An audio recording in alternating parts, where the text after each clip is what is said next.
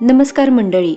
आज मी तुम्हाला एक असा प्रश्न विचारणार आहे ज्यामुळे तुमच्या आयुष्यातले अनेक प्रॉब्लेम्स चुटकीसरशी दूर होतील. तुम्ही खूप मेहनत करता तरीही घरात पैसा टिकत नाही. सतत आर्थिक अडचणी येतात किंवा घरात विनाकारण कलह असतो. या सगळ्यामागे एक मोठं कारण दडलेलं आहे आणि ते म्हणजे सूर्यास्ताच्या वेळी न कळत घडणाऱ्या काही चुका. माता लक्ष्मीचा आशीर्वाद मिळवण्यासाठी सूर्यास्ताच्या वेळी चुकूनही कोणती 10 कामे करू नयेत हे आज आपण अत्यंत कमी वेळात आणि प्रभावीपणे जाणून घेणार आहोत. चला तर मग आपल्या आजच्या व्हिडिओला सुरुवात करूया. पहिले काम म्हणजे सूर्यास्ताच्या वेळी अंथरुणावर पडू नका. संध्याकाळची वेळ ही विश्रांतीची नव्हे तर देवी देवतांच्या आगमनाची असते. सूर्यास्ताच्या वेळी बेडवर लोळणे किंवा झोपून राहणे म्हणजे आळस आणि गरिबीला आमंत्रण देण्यासारखे आहे. यावेळी जागे राहा आणि माता लक्ष्मीचे स्वागत करा. दुसरी गोष्ट म्हणजे पांढऱ्या वस्तूंचे दान किंवा व्यवहार टाळा. ही चूक अनेकांना माहीत नसते. दही, दूध, चांदी आणि विशेषतः मीठ यांसारख्या पांढऱ्या वस्तू सूर्यास्ताच्या वेळी चुकूनही कोणाला देऊ नका किंवा विकू नका. या वस्तू शुक्र आणि चंद्रग्रहाशी जोडलेल्या आहेत. संध्याकाळी या वस्तू घरातून बाहेर गेल्या तर धनधान्यही घरातून निघून जाते आणि आर्थिक नुकसान होते. तिसरी गोष्ट म्हणजे झाडलोट आणि स्वच्छता आधीच करा. स्वच्छता आणि झाडलोट करण्याचे काम नेहमी सूर्यास्तापूर्वीच पूर्ण करा.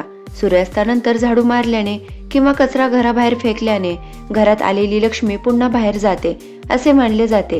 त्यामुळे संध्याकाळच्या आत आपले घर स्वच्छ आणि आवरलेले ठेवा. चौथी गोष्ट म्हणजे काटेरी झाडे घरामध्ये नकोत. घरामध्ये कोणत्याही प्रकारचे काटेरी झाड, उदाहरणार्थ कॅक्टस सारखे, ठेवू नका.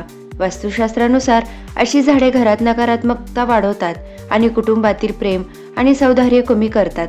पाचवी करू नये अशी गोष्ट म्हणजे स्वयंपाकघरात धारदार वस्तूंची मर्यादा ठेवा. स्वयंपाकघरात चाकू किंवा इतर धारदार वस्तूंची संख्या मर्यादित ठेवा. अनावश्यक धारदार वस्तू घरात ठेवल्यास तणाव निर्माण होतो. उदाहरणार्थ 2 पेक्षा जास्त चाकू बाहेर न ठेवणे. सहावी करू नये अशी गोष्ट म्हणजे बसताना योग्य आसनाचा वापर करा. खुर्चीवर किंवा सोफ्यावर बसताना आपले पाय छातीजवळ घेऊन बसणे किंवा अयोग्य पद्धतीने बसणे टाळा. बसताना नेहमी आपले आसन पवित्र आणि योग्य ठेवा. असे करणे अन्नपूर्णेचा आदर दर्शविते. त्यानंतर सूर्यास्ताला केस धुणे किंवा तेल लावणे टाळा. अनेक जुन्या चालीरीतीनुसार सूर्यास्ताच्या वेळी किंवा लगेच नंतर केस धुणे किंवा शरीराला तेल लावणे अशुभ मानले जाते. हे कार्य सकारात्मक ऊर्जा टिकवून ठेवण्यासाठी आणि अनावश्यक खर्च टाळण्यासाठी महत्त्वाचे आहे. 8वा महत्त्वाचा नियम म्हणजे वादविवाद आणि भांडणे पूर्णपणे टाळा. संध्याकाळच्या वेळी घरामध्ये वादविवाद, भांडणे किंवा मोठ्याने ओरडणे पूर्णपणे टाळा. माता लक्ष्मी अशा घरात कधीही वास करत नाही जिथे अशांतता आणि नकारात्मकता असते. शांत आणि आनंदी घरातच लक्ष्मीचा प्रवेश होतो. त्यानंतरचा महत्त्वाचा नियम म्हणजे तुळशीला स्पर्श करणे किंवा पाने तोडणे टाळा. तुळस ही अत्यंत पवित्र मानली जाते. सूर्यास्तानंतर तुळशीच्या रोपाला स्पर्श करणे किंवा तिची पाने तोडणे शास्त्रात वर्ज्य आहे. यामुळे देवी तुळशीचा कोप होतो असे मानले जाते. त्यानंतर शेवटचा आणि महत्त्वाचा 10वा नियम म्हणजे घराचे मुख्य द्वार अंधारात ठेवू नका. सूर्यास्ताच्या वेळी आणि रात्रीच्या वेळी घराचे मुख्य प्रवेशद्वार नेहमी प्रकाशित ठेवा.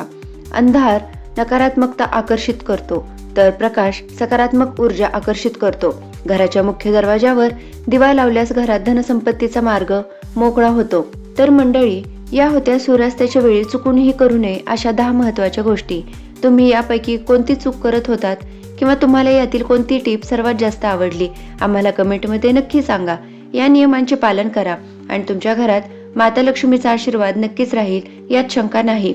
हा व्हिडिओ तुम्हाला माहितीपूर्ण आणि उपयुक्त वाटला असल्यास व्हिडिओला लाईक करा आणि अशाच आणखी महत्त्वपूर्ण माहितीसाठी आपल्या चॅनलला सबस्क्राईब करायला विसरू नका. पुन्हा भेटू एका नवीन विषयावर. तोपर्यंत श्री स्वामी समर्थ.